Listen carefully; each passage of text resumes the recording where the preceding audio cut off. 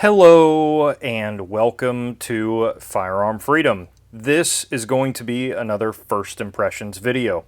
In today's First Impressions video, we are taking a look at the Midwest Industries 16-inch Night Fighter rifle. And before we get this video started, I just want to give a huge shout out to this video sponsor, which is Grayman Tactical.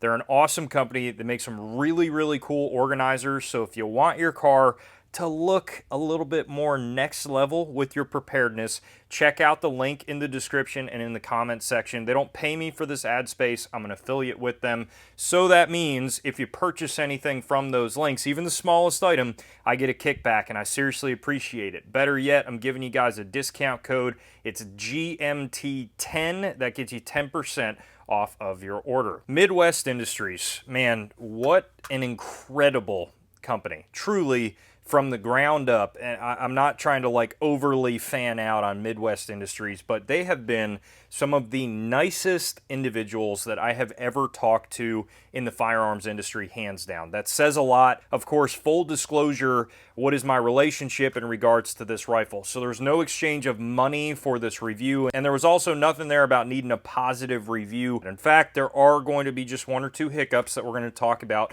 with this rifle today. However, they did give me this rifle for free to check out here on the channel. Before I looked at Midwest's website, I had absolutely no idea that Midwest made complete rifles. And I really just, I don't know why I never knew. I just haven't really seen them on the shelves at the gun shops that I've worked at. And I started to look at their rifles. I knew they made uppers, but I didn't even realize that Midwest actually does make their own lowers as well. And in searching through their website, I saw the Night Fighter package. I was always familiar with their Night Fighter rails. They actually do have military contracts for these rails, so they're very solid. And I started to look at all kind of like the bits and bobs of this rifle, and I was seriously impressed for the price point on the website. It's coming in like $5 below $1,600, and it comes with the lower, the upper, obviously all a complete rifle, a Criterion chrome-lined core 16-inch barrel, that's a 1 1/8 twist, a B5 SOP mod stock, a BCM pistol grip, a Magpul trigger guard. It comes with a Midwest branded Radian Raptor charging handle. It comes with a Midwest bolt carrier group, a Radian 45-degree safety, ambi, and then it also comes with their flip-up low pro sights. That is a very good value that they are offering for this rifle. So I had to take a look at it. And I've also heard really good stuff about the Criterion core barrels. I have also added, as you guys can see, a few other odds and ends. And I figured because this already has the furniture that I literally would have chose once I purchased the rifle for an upgrades video, I figured there's no point in waiting for the other upgrades. I threw on the GG&G mini stubby vert grip. This thing is awesome. They sent this to the channel a while ago and I've been getting a lot of use out of it. It is a pick rail vert grip, so I went ahead and threw on the piece of pick rail that Midwest includes with their M-Lock rail set up from the factory, and that's how I'm running that here. In order to just get the pick rail a little bit better on the hands, I wrapped it in some goon tape. Of course, shout out to goon tape, that works great. And then I have on the EOTech 512 because 512 Master Race, it is solid. I love the 512 and it is quite the vibe on a few different builds. I threw on a Silencer Co. ASR flash hider. I just wanted to run my Omega and other suppressors on this build. This is a build I'm going to be using for a few other suppressor review videos. And I should also mention that this Criterion barrel is 223 Wild 1 1/8. And I have on a Streamlight ProTac HL on here, and this is a phenomenal light. It is 1,000 lumens, and it's a little bit chunkier, but works out well. I got it mounted on a Magpul offset scout mount. Really easy to get to on the tail cap in the back.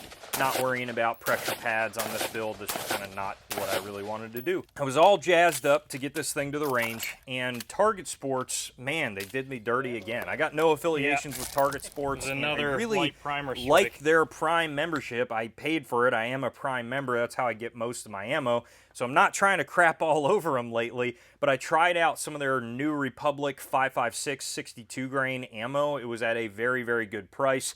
and I was having a boatload of pressure problems again with that freaking ammo. Now, luckily, it was nothing extreme. It was just noticeable on the ejection pattern and other things that the ammo was acting a little wild. It wasn't bulging the cases or anything like that. And then I also noticed, being 62 grain, if I can kind of explain it here, but instead of just your standard 62 grain tip on the bullet, it was like up but then came out a little bit. So the top of the bullet kind of deformed out.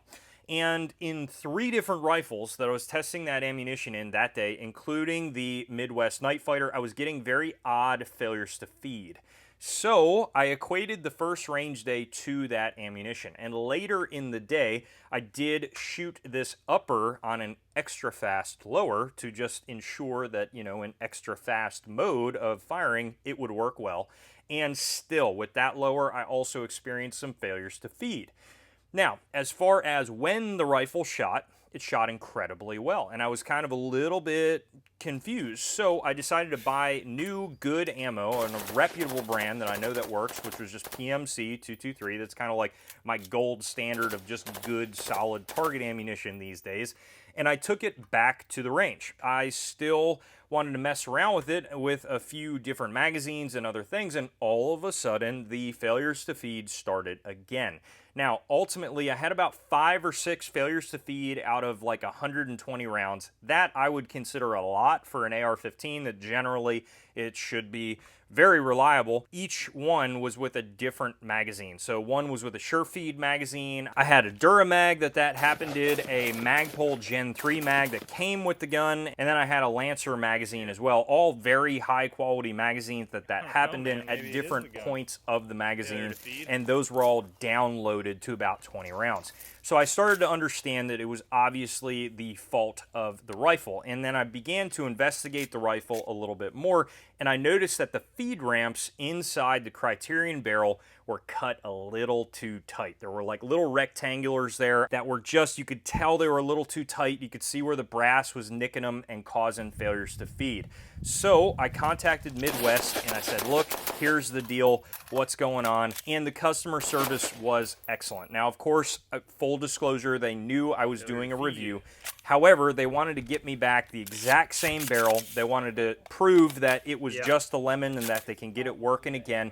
And I also want to make a side point there that should really show you guys that Midwest was not cherry picking a rifle or anything like that for the review. It was, the barrel was a little bit of a lemon, and again, that shows you that they weren't trying to choose anything to make it run reliably for the video. So I sent the upper in for warranty repair. Criterion actually got the barrel in the upper and just polished up the feed ramps a little bit, polished up the chamber, got the barrel back to me within about a week, and it ran 100% flawlessly at the last range day. And it went through well over the previous round counts with 0 issues, whereas before it was every like 30 rounds I was probably getting 1 failure to feed.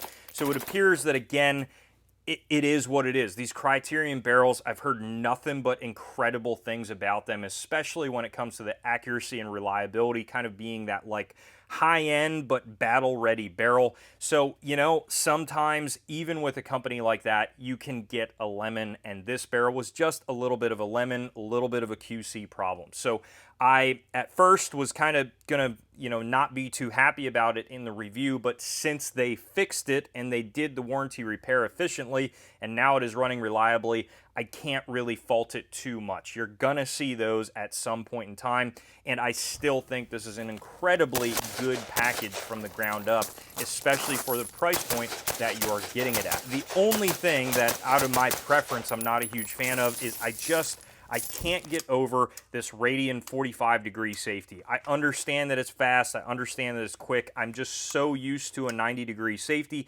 that I wanted to try it out at 45 degree just to see how it would be from the factory, but I am going to probably switch that around to 90 degree or just get rid of the ambi safety completely, just because, again, I'm just not a huge fan of having that safety be ambi and kind of digging into my trigger finger on the other side. Other than that, it's like Midwest literally read my mind for exactly what I would do to my personal rifle to get it ready to go, and they slapped it together and offered it as a factory build.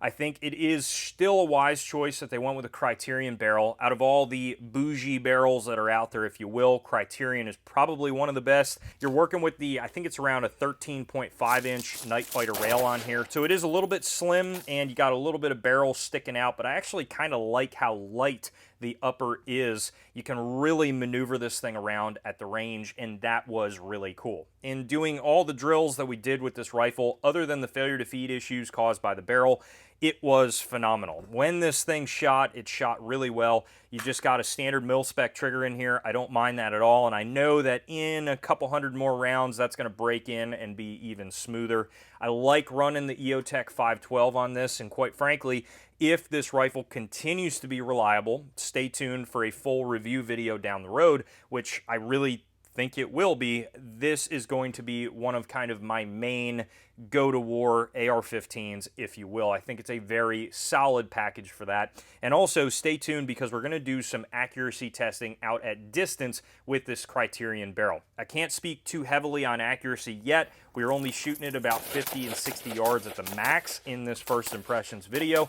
And at those distances, it was obviously astoundingly accurate, but that's nothing to write home about. So I want to stretch it out to 200, 300 yards and really see what this rifle does and what it prints at those distances. That is going to wrap up this first impressions video on the Midwest Industries Night Fighter 16-inch core rifle. If you guys have any other questions about this rifle or anything else on the channel, please throw them down below in the comment section and I absolutely will get back to you. While you're down there, head up to the description, check out those links to support the channel, and as always, stay tuned for more great videos coming soon.